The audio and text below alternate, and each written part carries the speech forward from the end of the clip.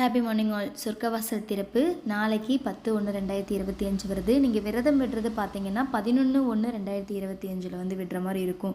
காலையில் 8:13க்கு துவாதசி நிறைவேறுது அப்படிங்கிறதுனால அந்த நாள் காலையில் அது முடிகிறதுக்கு முன்னாடியே நிறைய காய்கறிகள்லாம் சேர்த்து பெருமாளுக்கு வந்து நம்ம சாப்பாடு செஞ்சு வச்சிடணும். அதுக்கப்புறமா தாளிகை போட்டு நெய்வேத்தியம் இதெல்லாம் படைச்சு நம்ம சாமி கும்பிட்டுட்டு விரதத்தை நிறைவு பெற மாதிரி இருக்கும்.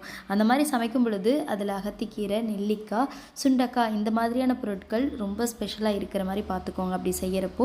அதுக்கப்புறமா நம்ம பகலில் முழு உணவாக பாராயணம் செஞ்சு அதை சாப்பிட்டு பகலில் ரொம்ப எளிமையான உணவை எடுத்துகிட்டு சாயந்தரமாக விளக்கேற்றி பெருமாளை வழிபட்டுட்டு நம்ம விரதத்தை நிறைவு செய்யலாம். விரதம் ஸ்டார்ட் ஆகிறது இன்னைக்கு மதியானத்தோட முழு உணவு சாப்பிட்டு மதியானத்துக்கு மேலே பால் பழம் மட்டும் எடுத்துக்கலாம். முடியாதவங்க அரிசி உணவை மட்டும் ஸ்கிப் பண்ணிவிட்டு இன்னையிலேருந்து நீங்கள் விரதத்தை ஸ்டார்ட் பண்ணிக்கலாம்.